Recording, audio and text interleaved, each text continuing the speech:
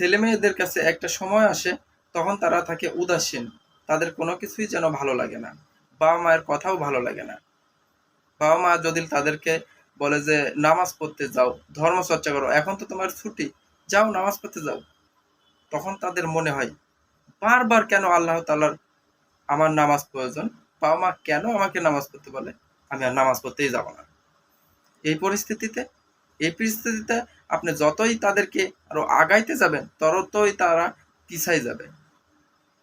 অতএব আপনারা মনে করেন যে আসলে আমরাই ছেলে মেয়েদের কন্ট্রোল করি, আসলে তো আপনারা নিজেরাই নিজেদের কন্ট্রোল করতে পারে না, আল্লাহ তাআলাই তো সবাইকে কন্ট্রোল করে। আমি বলছি না যে আপনি আপনার সন্তানকে শাসন বারণ বা উপদেশ আদেশ দিবেন না, দিবেন, অবশ্যই দিবেন, কিন্তু তাদেরকে কিভাবে দিবেন,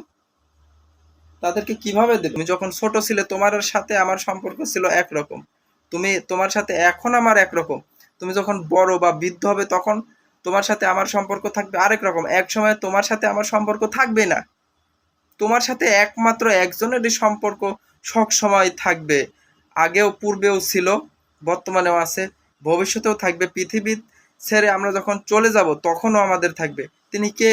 আল্লাহ। তুমি আল্লাহর কাছে ফিরে আসো, নামাজে যাও, ঠিকঠাক নামাজ পড়ো, এমনকি আল্লাহ তাআলা এই নামাজের উসিলায় তোমার সবকিছু সমাধান করে দেবে।